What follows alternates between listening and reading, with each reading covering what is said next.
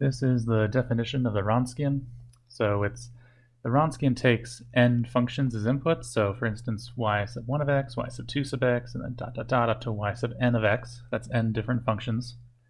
So usually it's written as the Wronskian of y1 comma y2 comma dot dot dot up to yn equals. It's the determinant of this matrix. So the first row of the matrix has, as each element in each column, it's y1, y2, dot dot dot up to yn. And so that means there's n columns in the matrix. And then every row of the matrix, every time you go down one row, you take another derivative.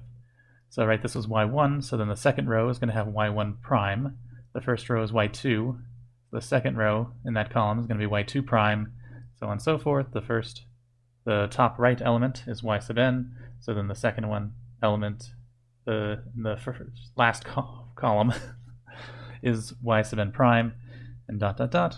And since there's n rows, you start at essentially the 0th derivative on the first row, the first derivative on the second row.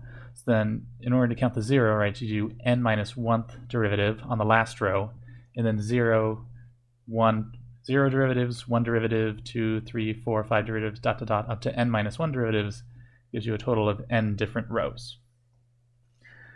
So it can be a little annoying to compute it sometimes. You have to go back and look at how to calculate your determinants, but for 2D it's pretty easy. So if I just have the Wronskian of y1 and y2, then that's going to be the determinant of y1, y2, y1 prime, y2 prime. And with the determinant, if I have the matrix A, B, C, D, that's A, D minus B, C. So in here, the determinant is y1, y2 prime minus y2, y1 prime. And so that's the definition.